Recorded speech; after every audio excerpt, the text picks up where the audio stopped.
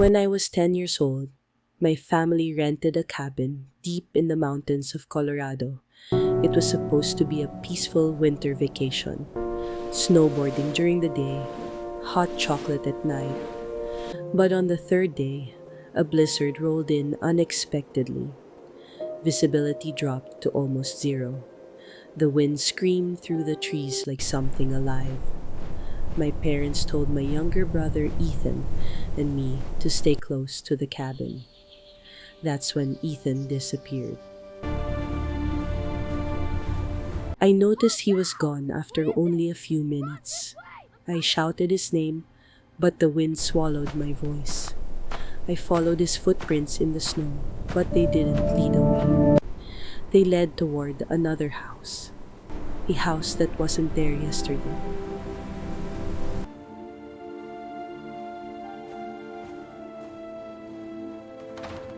The house looked old, wooden, dark windows, no lights. The front door opened slowly. A woman stood there. She smiled, but it wasn't a warm smile. Her face was pale, almost gray, like she hadn't seen sunlight in years. She asked me very calmly, "Are you looking for your brother?" My stomach dropped.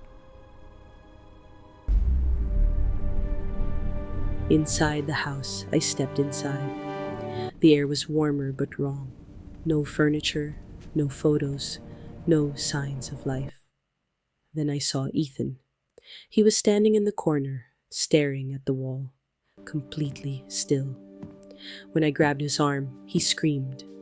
Not loudly, just a short, broken sound, like he had forgotten how to scream.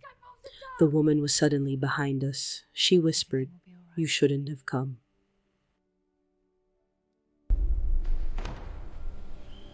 I don't remember leaving the house.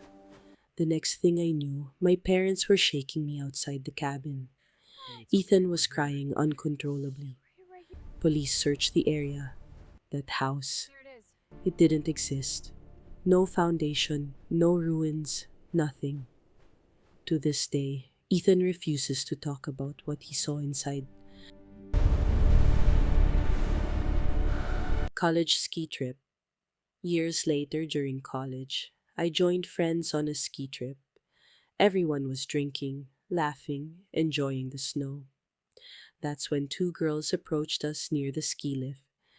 They said they knew a shortcut trail, a trail locals called Devil's Trail. We laughed and followed them. Wrong turn. The trail narrowed quickly. Trees grew thicker. The wind stopped. No ski signs, no other people. That's when one of my friends asked, "Why is it so quiet?" The girls stopped walking. They turned around and smiled. The a white van appeared ahead, parked between the trees. The girls walked toward it. One of them waved at us and said, "You're not supposed to be here." Then they got inside the van. The door slammed shut. The engine started and the van disappeared into the trees. We ran, not skiing, running. Branches cut our faces. Snow filled our boots. We were lost for hours, convinced we were going to freeze to death. Eventually, we collapsed near a marked trail. Ski patrol found us. When we told them about the girls and the van, their faces changed. One officer said quietly, "People disappear on Devil's Trail. No reports, no evidence, just missing names. The trail was closed the next day."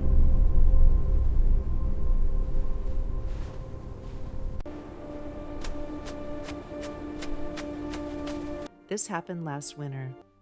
My friends and I were walking near a frozen lake around midnight. The moon reflected perfectly off the ice. It was peaceful, too peaceful. We noticed movement in the distance, a man dragging something across the ice. At first, we thought it was fishing equipment. Then we realized it was a bag, a heavy bag. The man stopped.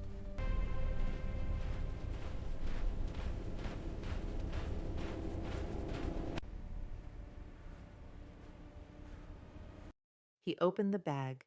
A sound came out. Not a voice, not an animal, something wet and broken.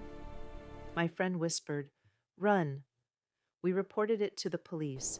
They searched the lake, found nothing, no man, no bag, no tracks. But since that night, locals say they sometimes hear dragging sounds across the ice, even when the lake is empty.